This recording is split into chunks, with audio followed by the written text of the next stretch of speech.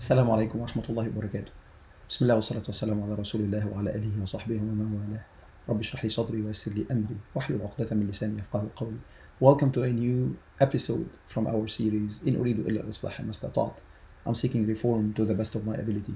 Today we are talking about a very critical topic, and actually we will be moving from the personal reform to the next step in reform, which is the family. The family is the foundation for reform, and we cannot talk about societal reform before reforming our own families. So what if I told you that your family is the very first school of leadership, of discipline, of faith? And what if I told you that your family is actually the source of goodness and reform for your children? And before talking about actually building an entire society, let's talk about developing our kids to be the next generation of leaders. So, am I and are you playing that role in making your home a place for love, respect, and faith? Let's actually dig deeper into how we are actually supposed to be playing such a role. First and foremost, let's remind ourselves, is family a responsibility, an obligation? So here, let's first go through that verse where Allah subhanahu wa ta'ala is telling us, يَا أَيُّهَا الَّذِينَ آمَنُوا قُوا أَنفُسَكُمْ وَأَهْلِيكُمْ نَارًا وَقُودُهَا النَّاسُ وَالْحِجَارَةُ عَلَيْهَا مَلَائِكَةٌ غِلَاظٌ شِدَادٌ لَا يَعْصُونَ اللَّهَ مَا أَمَرَهُمْ وَيَفْعَلُونَ مَا يُؤْمَرُونَ. That's in Surah Al-Tahrim, verse 6. O you who believe, protect yourselves and your families from a fire that is fueled by what? By people and by rocks, by stones. And here, Allah subhanahu wa ta'ala is defining for you and I our number one responsibility in this life after worshipping Allah at the individual level.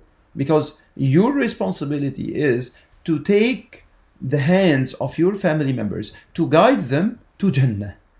So you are a source of guidance to your family members. So the leadership starts from your home. You cannot be a leader without actually assuming that first level of leadership.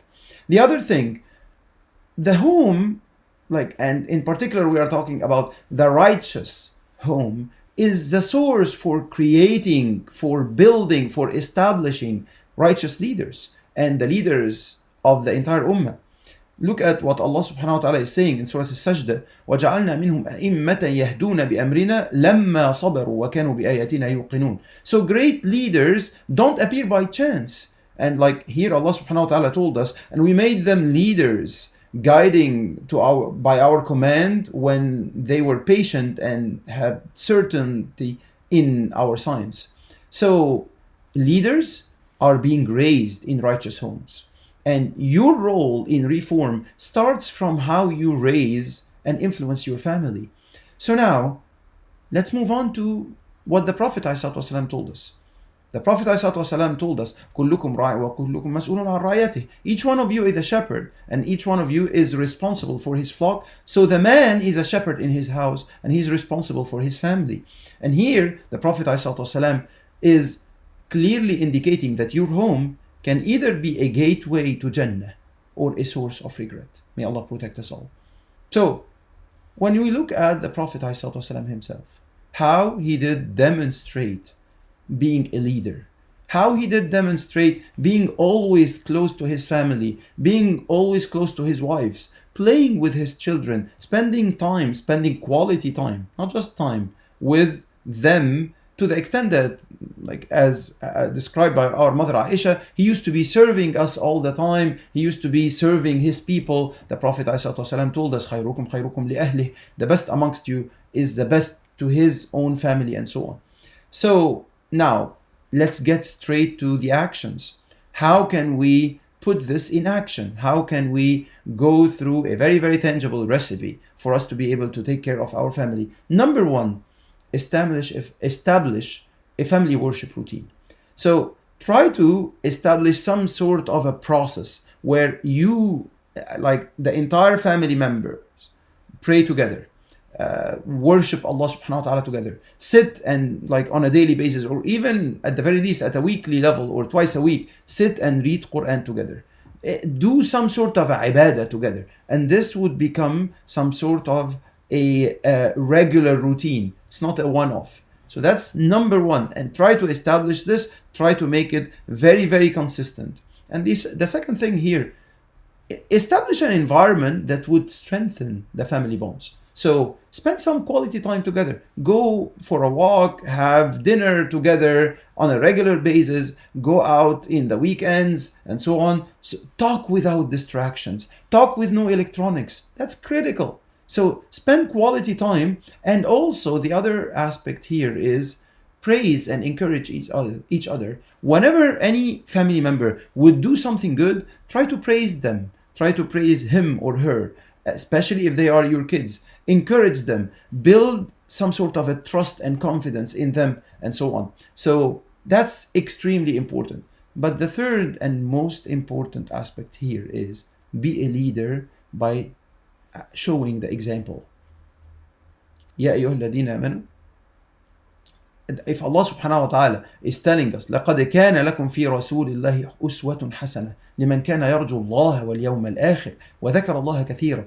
Indeed, you had in the Prophet ﷺ the greatest role model for that person who is seeking Allah and the Day of Judgment, and he is remembering Allah subhanahu wa ta'ala in abundance. So here, the Prophet ﷺ did demonstrate the entire religion by example. Now, in your family, know for a fact that your kids, and especially the younger ones, will imitate the parents, will imitate the father, will imitate the mother. So you can say all day long, you can preach for things all day long, but without you applying these things, then it's gonna be like almost empty words.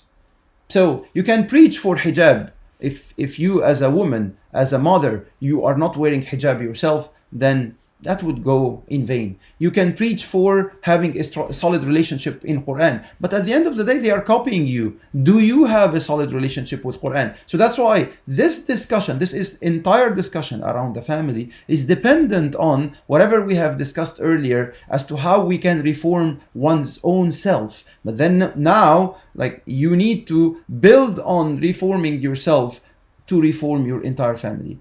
So finally, if we want a strong ummah, we need to build strong families.